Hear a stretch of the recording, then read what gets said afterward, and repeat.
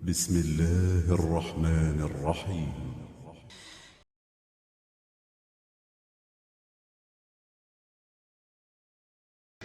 Ya, memang kafir itu bahasa Al-Qur'annya kafaru, orang-orang kafir ya. Nah, jadi di dalam kenyataan hidup ini memang bisa terbalik, Pak. Tapi tadinya orang itu termasuk kelompok amanu, kok tiba-tiba menjadi kelompok kafaru. Boleh, bisa jadi. Termasuk orang yang murtad.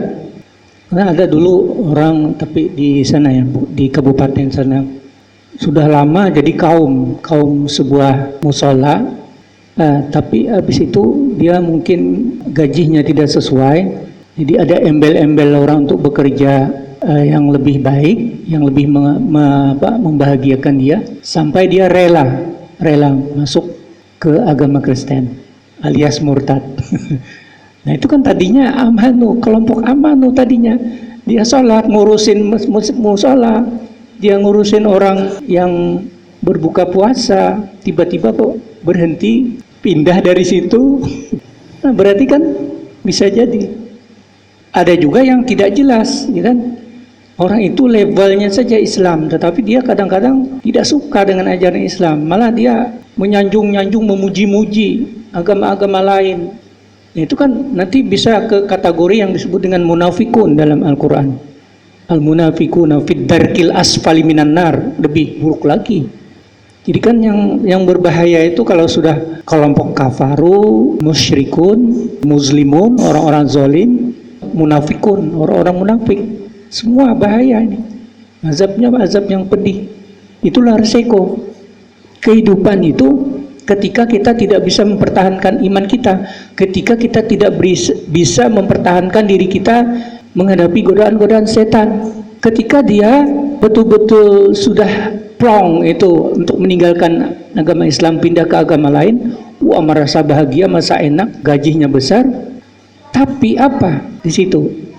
Bukan hanya yang kusu, ya, imannya bukan hanya menurun, tetapi habis, tekor imannya, hilang sama sekali. Jadi dia tidak bisa lagi meminta perlindungan kepada Allah karena Allahnya sudah, Tuhannya sudah beda. Kemana dia minta tolong? Gak ada yang bisa minta tolong. Nah, itu masalahnya. Nah, tapi ketika ada orang yang suatu waktu dia sadar, kembali lagi, tapi ada lagi waktunya dia lupa lagi, kembali lagi, bolak-balik. Apa dalam Al-Quran itu? Yazidu kufara, bertambah kekufurannya itu, kata Allah. Bahaya lagi malah.